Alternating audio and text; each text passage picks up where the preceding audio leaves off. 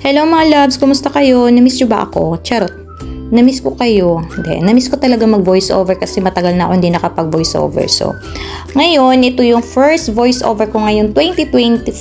Yay! So, ang gagawin natin ngayon is single fault line cake. Order to sa atin ni Miss Myra Orozco. Hello Miss Myra, thank you for trusting.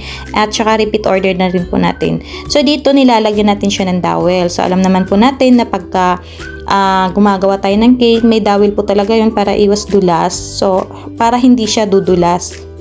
At nagiging 8x4 lang man talaga yung cake, nagiging 8x5 lang siya dahil dun sa filling. So, ayan, hayaan nyo na po siya. Sumasayaw lang siya dyan. Charot lang.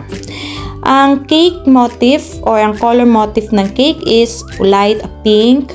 Ayan, sinasalat pa natin dyan kasi minsan po, yan po talaga yung weakness ko. Tapos ko na yung cake, saka ko pa napansin na tabingi po pala yung aking cake. So, ayan. Yan po yung second frosting natin sa bandang baba. Kaya po siya tinatawag na single fault line kasi meron siyang line sa gitna. So, ayan, nilalagyan natin siya dyan ng gold dust paikot sa cake. So, light lang po din yung color na so dahan-dahan lang natin siya ilalagay. Actually, meron na akong video yan kung paano gawin yung gold dust na yan.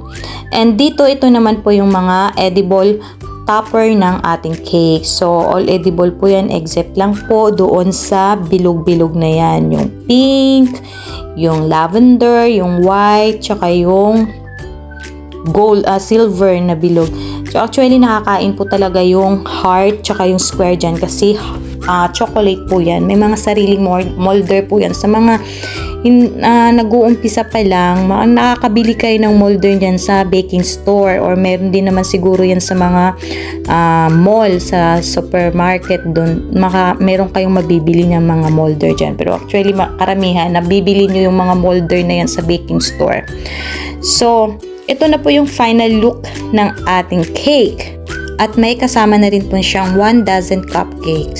So, and that's it for today's video. Till next time, babush!